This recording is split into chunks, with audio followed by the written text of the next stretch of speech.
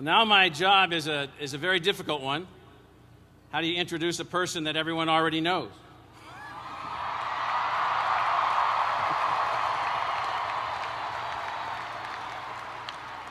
But nonetheless, I want to put the President's introduction into context because I found myself the last few weeks studying his syllabi from his classes and looking at grading mechanisms that he had in place and looking at a number of things that he's written, and it's a fantastic story. So it is my honor and my privilege to introduce to you, and I'm going to walk through this, our President. Let me begin with the following.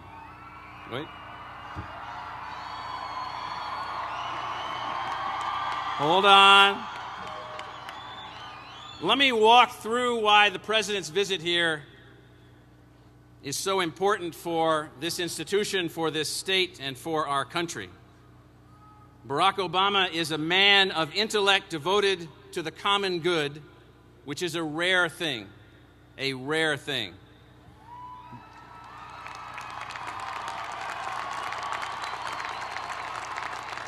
Barack Obama is a man whose journey from boyhood teaches us all about the power of a single life with purpose, and each of our graduates should remember this. Barack Obama is a man whose understanding of the dream of and for America knows no limit. That dream, often about a limitless America, however, comes from a different point of view often. It comes from those that have benefited from economic success of their parents or the social status of their family, and sometimes those that view the limitless dream of the United States have a fanciful view of our history, a view that's often inaccurate. Sometimes, and this is rare, this understanding of America's true greatness and our potential comes from a deep understanding of the need to drive change. And that fact is, in fact, America as the statement of change itself. The fact that America represents what the change has been that we have moved from around the world, that's the central theme I want to focus on. Martin Luther King once said that change does not roll in on the wheels of inevitability, but comes through continuous struggle. Barack Obama understands from the experiences of his family, both in America and Africa, his work in organizing communities in Chicago, his deep understanding of the U.S. Constitution, and his raw and powerful intellect, that continuous struggle is to move us even closer to the ideal America. In this ideal America, the yokes that hold us back must be taken off to create opportunity for success. One of those yokes that has been the struggle, one of those yokes has been the struggle to educate every child, to allow everyone equal chance. Here, our history as a country has been long and difficult. And while progress has been made since the 1950s, we remain far from the ideal. 25% of our children, more than 1 million children per year, don't graduate from high school. And for those that do, that come from the lowest socioeconomic grouping, only 15% of them will have an opportunity to graduate from a university. Mr. President, no national leader before you has fully understood the role of education, learning, and knowledge in fulfilling the American ideal, in advancing the continuous struggle for change. In studying your life and your achievements as a community organizer, constitutional law professor, and a statesman, I can see your fantastic awareness of the enigma of our present America. How is it that we have changed so much and yet have so much further to go? You realize that our Constitution, and thus our civil rights, our voting rights, and our right to be educated is not a static thing, but in fact is a constantly evolutionary ideal. It is this evolutionary process that you see change as essential to our life, to our future as Americans. You see an America where all children graduate from high school and most go on to college at some level. In this change process, you see an America where every talent can be tapped and every dream has real potential.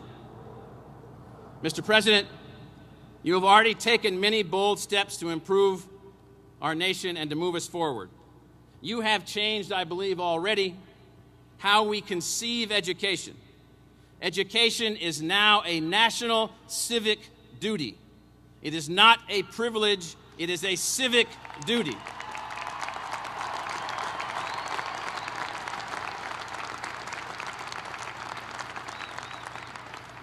You have given hope to all who dream about what they can be, and as I'm increasingly beginning to see as a common activity, you've lit a fire under all of us to move America forward using our ideas and our creativity. Mr. President, we feel that fire. We share your drive for change. We've heard your speech before Congress, saw you driving us closer to the ideal, the better America, your expansion of Pell Grants, your goals to educate all of America, your drive to have a great college education, not just a college education, but a great college education to all who work hard.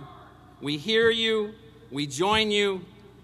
In fact, we join you by today committing to you and to the people of Arizona that we will continue building ASU as an egalitarian center for advanced teaching and learning. And we commit to you also that no Arizona student will be left out of this institution and what we have to offer because of his or her family's income.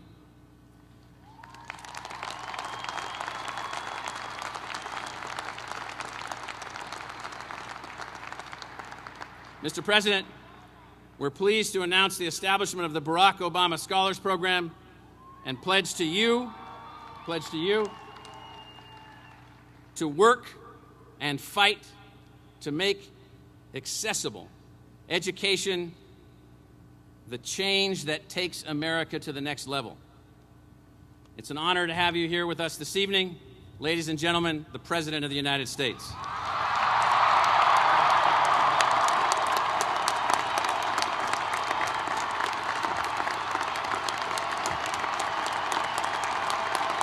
Thank you. Thank you. Thank you, ASU. Thank you very much. Thank you very much. Thank you so much. Thank you, please. Thank you very much. Well, thank you. Thank you, President Crow, for that extremely generous introduction, for your inspired leadership as well here at ASU. I want to thank the entire ASU community for the honor of attaching my name to a scholarship program that will help open the doors of higher education to students from every background. What a wonderful gift. Thank you.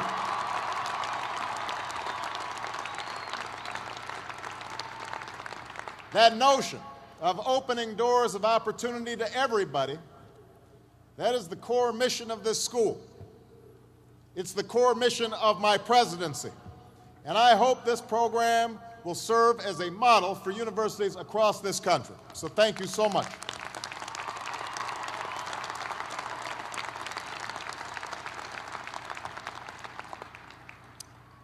I want to obviously congratulate the class of 2009 for your unbelievable achievement. I want to thank the parents, the uncles, the grandpas, the grandmas, cousins, Calabash cousins, everybody who was involved in helping these extraordinary young people arrive at this moment. I also want to apologize to the entire state of Arizona for stealing away your wonderful former governor, Janet Napolitano.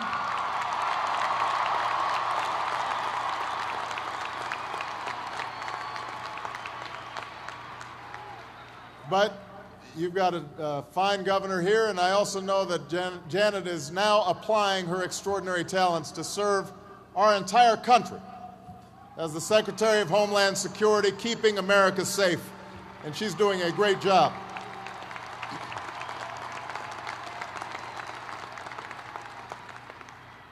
Now, before I begin, I'd just like to clear the air about that little controversy everybody was talking about a few weeks back. I have to tell you, I really thought this was much ado about nothing. But I do think we all learned an important lesson. I learned never again to pick another team over the Sun Devils in my NCAA brackets. It won't happen again. President Crow and the Board of Regents will soon learn about being audited by the IRS.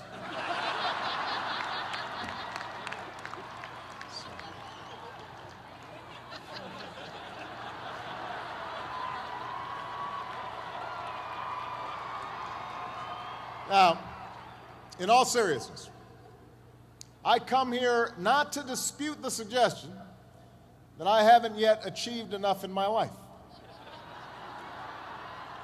First of all, Michelle concurs with that assessment. She has a long list of things that I have not yet done, waiting for me when I get home. But more than that, I come to embrace the notion that I haven't done enough in my life. I heartily concur. I come to affirm that one's title, even a title like President of the United States, says very little about how well one's life has been led. That no matter how much you've done or how successful you've been, there's always more to do, always more to learn, and always more to achieve.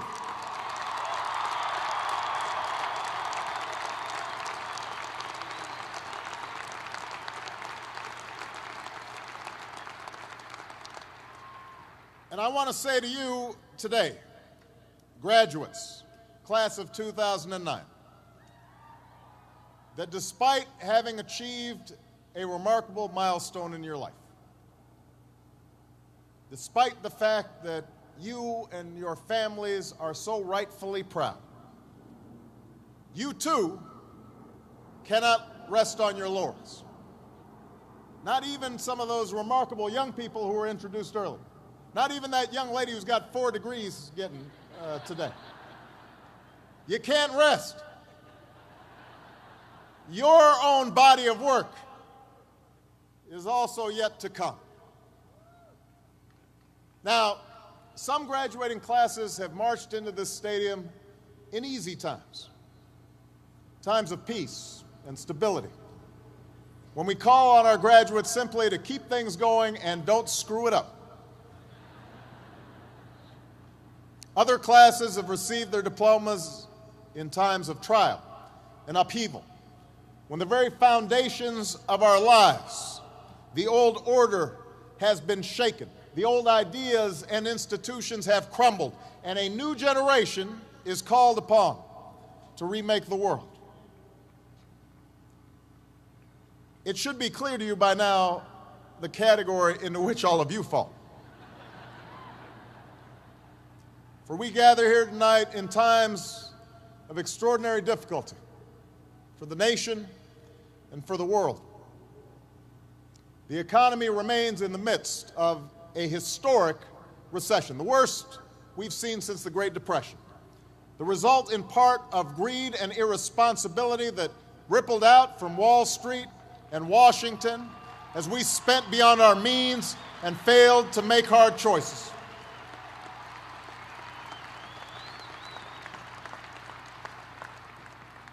We're engaged in 2 wars and a struggle against terrorism. The threats of climate change, nuclear proliferation, and pandemic defy national boundaries and easy solutions. For many of you, these challenges are also felt in more personal terms. Perhaps you're still looking for a job, or struggling to figure out what career path makes sense in this disrupted economy. Maybe you've got student loans. No, you definitely have student loans. Or credit card debts. And you're wondering how you'll ever pay them off. Maybe you've got a family to raise. And you're wondering how you'll ensure that your children have the same opportunities you've had to get an education and pursue their dreams. Now, in the face of these challenges, it may be tempting to fall back on the formulas for success that have been peddled so frequently in recent years. It goes something like this. You're taught to chase after all the usual brass rings. You try to be on this who's who's list or that top 100 list. You chase after the big money and you figure out how big your corner office is.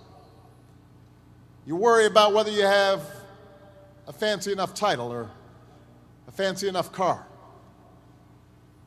That's the message that's sent each and every day, or has been in our culture for far too long, that through material possessions, through a ruthless competition pursued only on your own behalf, that's how you will measure success.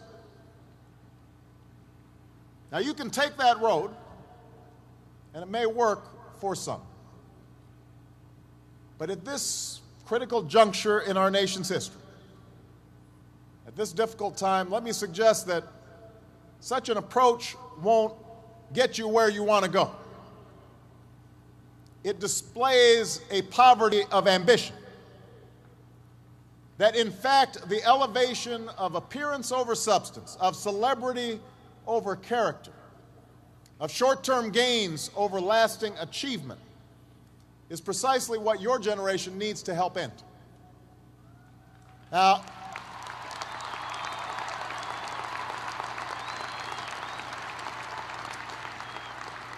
ASU, I want to highlight two main problems with that old, tired, me-first approach to life.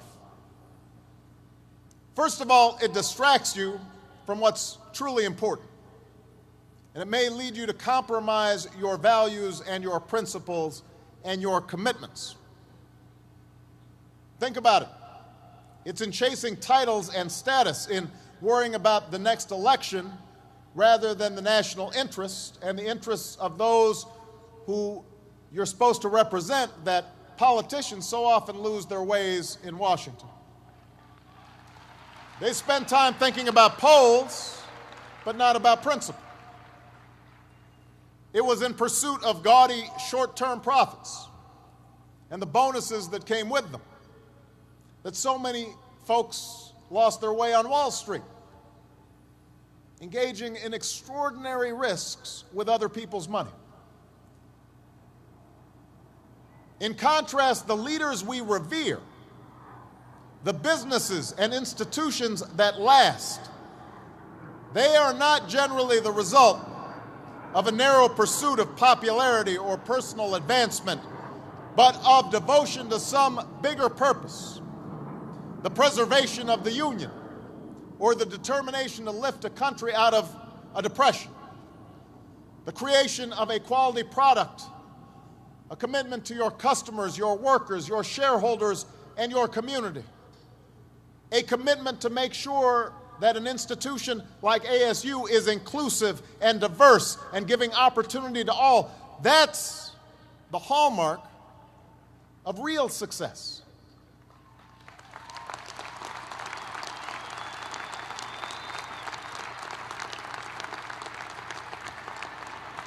That other stuff, the trappings of success may be a byproduct of this larger mission.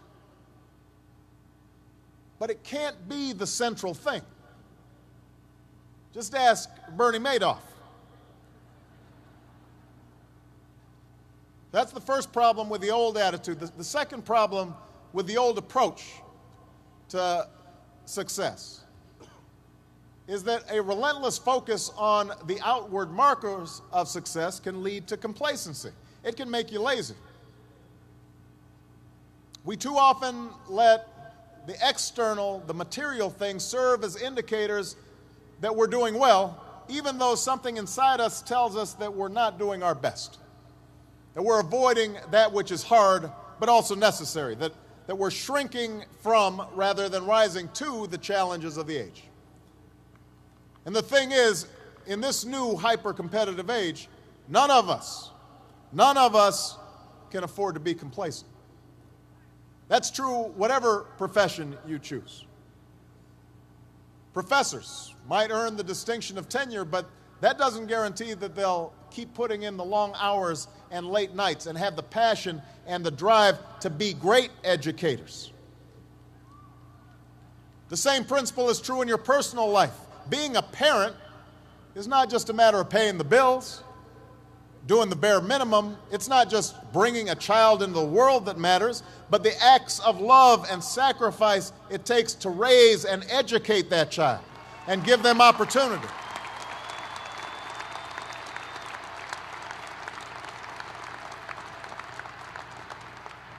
It can happen to presidents as well. If you think about it, Abraham Lincoln and Millard Fillmore had the very same title. They're both presidents of the United States. But their tenure in office and their legacy could not be more different. And this is not just true for individuals, it's also true for this nation. In recent years, in many ways, we've become enamored with our own past success, lulled into complacency by the glitter of our own achievements. We've become accustomed to the title of military superpower, forgetting the qualities that got us there, not just the power of our weapons, but the discipline and valor and the code of conduct of our men and women in uniform.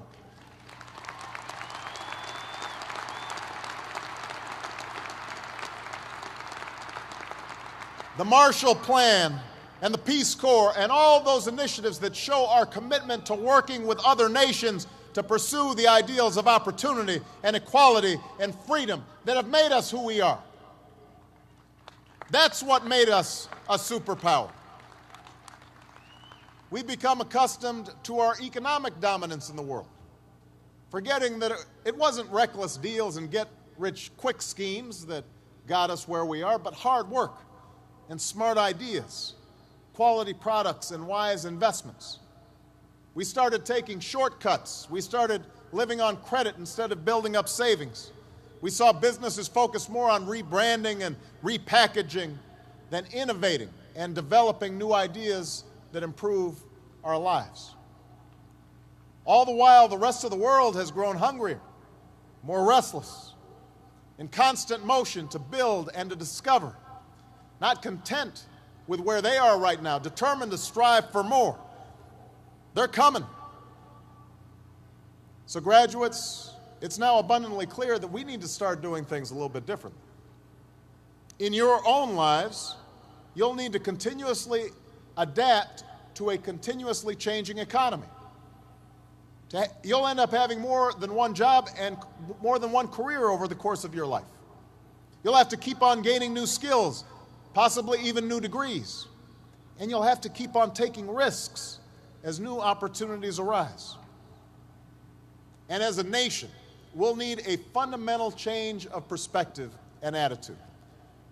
It's clear that we need to build a new foundation, a stronger foundation for our economy and our prosperity.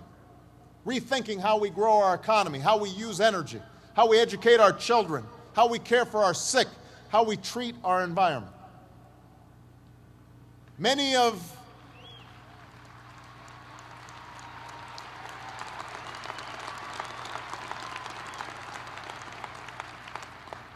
our current challenges are unprecedented.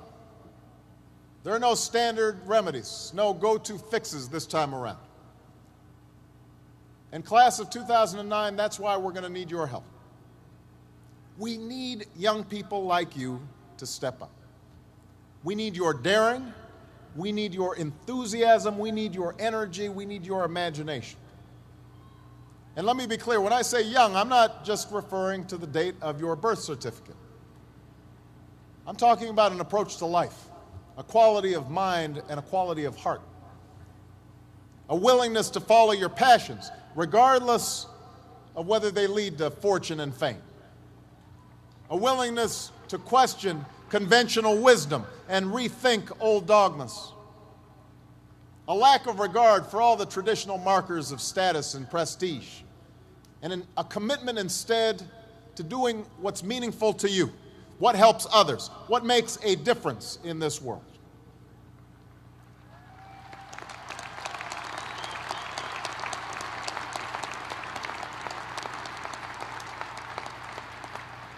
That's the spirit that led a band of patriots, not much older than most of you, to take on an empire, to start this experiment in democracy we call America. It's what drove young pioneers west to Arizona and beyond. It's what drove young women to reach for the ballot, what inspired a 30-year-old escaped slave to run an underground railroad to freedom, what inspired a young man named Cesar to go out and help farm workers, what inspired a 26-year-old preacher to lead a bus boycott for justice. It's what led firefighters and police officers in the prime of their lives up the stairs of those burning towers, and young people across this country to drop what they were doing and come to the aid of a flooded New Orleans.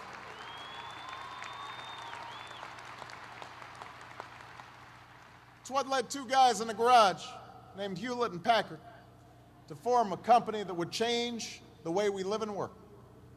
What led scientists in laboratories and novelists in coffee shops to labor in obscurity until they finally succeeded in changing the way we see the world. That's the great American story.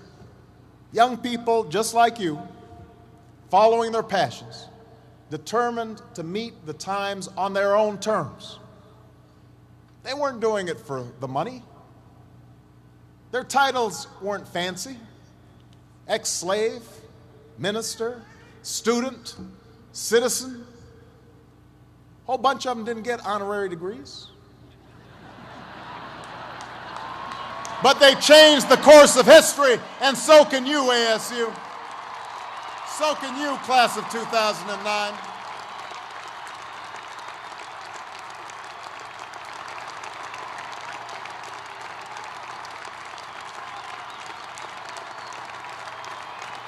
So can you.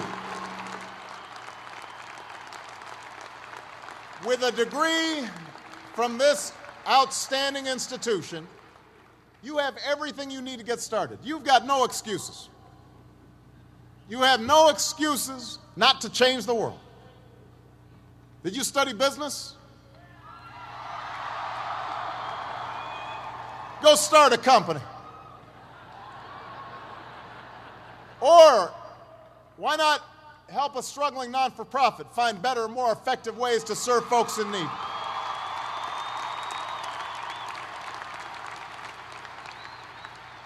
You study nursing?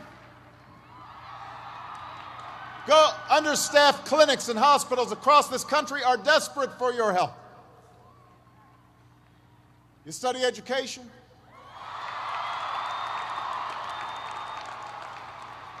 Teach in a high-need school where the kids really need you. Give a chance to kids who can't get everything they need maybe in their neighborhood, maybe not even in their home, but we can't afford to give up on them. Prepare them to compete for any job anywhere in the world.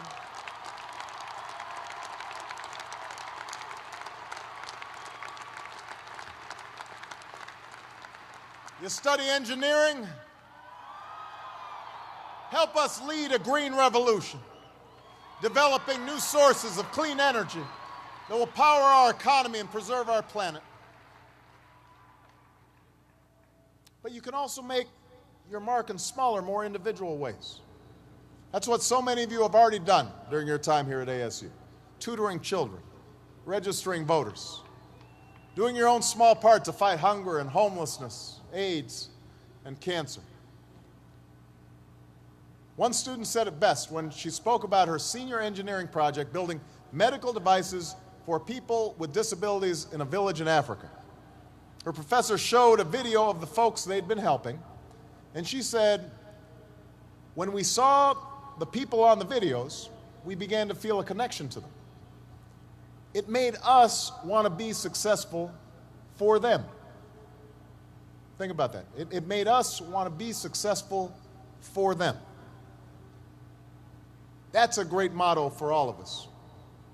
Find somebody to be successful for. Raise their hopes. Rise to their needs. As you think about your life after graduation, as you look into the mirror tonight after the partying's done,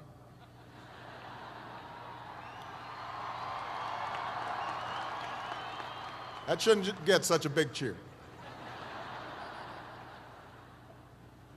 You may look in the mirror tonight and you may see somebody who's not really sure what to do with their lives. That's what you may see, but a troubled child might look at you and see a mentor. A homebound senior citizen might see a lifeline. The folks at your local homeless shelter might see a friend.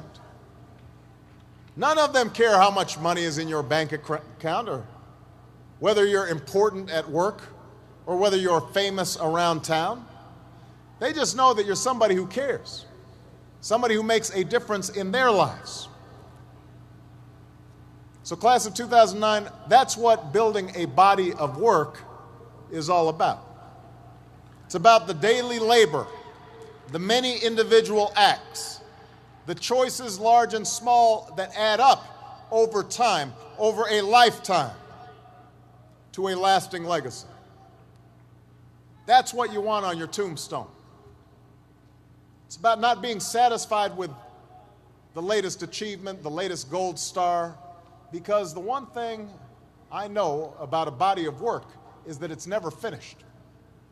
It's cumulative. It deepens and expands with each day that you give your best, each day that you give back and contribute to the life of your community and your nation.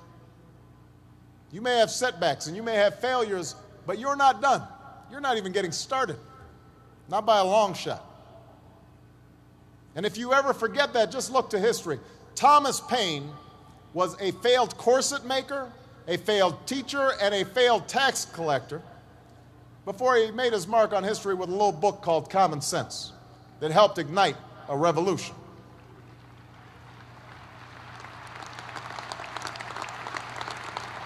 Julia Child didn't publish her first cookbook until she was almost 50. Colonel Sanders didn't open up his first Kentucky Fried Chicken until he was in his 60s. Winston Churchill was dismissed as little more than a has-been who enjoyed scotch a little bit too much before he took over as prime minister and saw Great Britain through its finest hour. No one thought a former football player stocking shelves at the local supermarket would return to the game he loved, become a Super Bowl MVP, and then come here to Arizona and lead your Cardinals to their first Super Bowl. Your body of work is never done. Each of them, at one point in their life, didn't have any title or much status to speak of, but they had passion, a commitment to following that passion wherever it would lead, and to working hard every step along the way. And that's not just how you'll ensure that your own life is well lived. It's how you'll make a difference in the life of our nation. I talked earlier about the selfishness and irresponsibility on Wall Street and Washington that rippled out and led to so many of the problems that we face today. I talked about the focus on outward markers of success that can help lead us astray. But here's the thing, class of 2009, it works the other way too. Acts of sacrifice and decency, without regard to what's in it for you, that also creates ripple effects. Ones that lift up families and communities, that spread opportunity and boost our economy, that reach folks in the forgotten corners of the world, who in committed young people like you see the true face of America, our strength, our goodness, our diversity, our enduring power, our ideals.